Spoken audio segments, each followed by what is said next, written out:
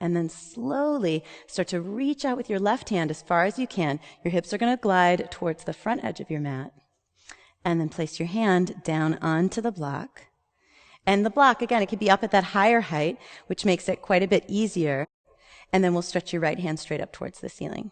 Okay? If it feels too high, you'll just transfer your hand back down a little bit more and reach up tall. Remember, the gaze can go up towards your top hand, but if it feels not good in any way in your neck, you're going to keep the gaze either straight ahead or straight down. Open up across your chest. Try to push down through the ball mount of your left big toe and anchor your back heel into the floor, and then stretch and open up across your chest. So take a nice deep breath here.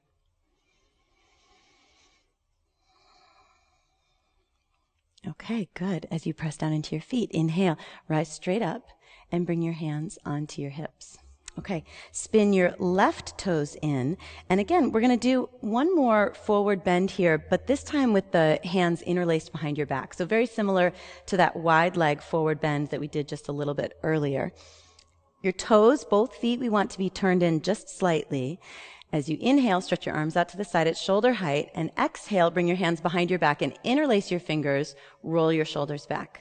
Now, for a lot of us, that's not exactly a comfortable position for the shoulders, because if you have tighter shoulders, you might not actually be able to grab your hands. So what you'll do is take a strap instead, and you can place a strap between your hands.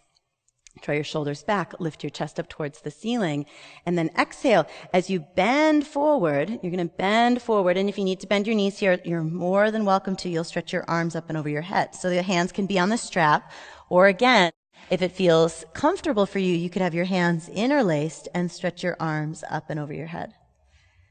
Good, so stay with your breath. Try to let your head hang down and reach out through your arms. Feel a nice opening in your shoulders and your upper back. And then root down through your feet and slowly rise up to standing. Okay, hands right onto your hips, and we'll step your feet a little closer towards each other. Okay, shift the blocks back to the front of your mat. The next pose that we'll work on is eagle pose. So eagle, Garudasana, is one of my favorite poses. It's really wonderful for the joints of the body. Not always the easiest pose to get into, so we'll come into it slowly and work on it together. I think it's also a really strong heat-building pose, but a nice one. So take your arms out to the side at shoulder height. And start here by bringing your right arm underneath your left, and then reach back as if you're trying to give yourself a hug. So walk your hands back as far as you can towards your shoulder blades. Now your elbows are crossed here. We're going to keep that and slowly release your hands from your shoulder blades. Have your palms facing away from each other, and then you're just going to move your hands until they cross, and we'll bring your palms together. Okay, from here, bring your elbows forward.